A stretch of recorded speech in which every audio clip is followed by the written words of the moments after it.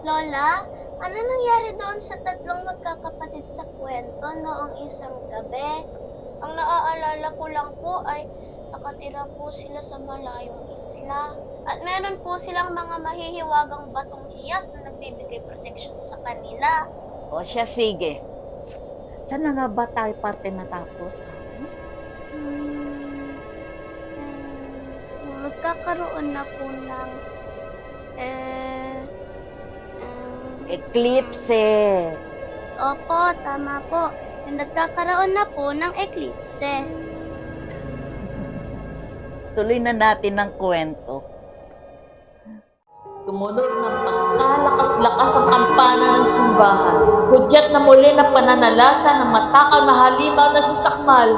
Dali-daling pumuwesto ang magkakapatid sa tabi ng dagat, tuktok ng bundok at kampanari ng bisita. Sa pag-ahon ni Sakmal ay agad niyang ipinarating ang kanyang kagustuhan. Pinamalas nila Ilya, Sianang at Mena ang kanilang mga kakayahan. Ngayon na! Sigaw ni Sianang. Sa buntot ang kahinaan niya! Tinamaan ng sundang ang buntot ni Sakmal. Mula dito ay bumulwak ang liwanag at lumaya ang mga kaluluwa. Malaya na tayo! Sigaw ng mga taong baryo. Malaya na tayo. Mula noon, hindi na lang nakita si Sakmal. Wala nang halimaw na aabuso sa kanilang kahinaan.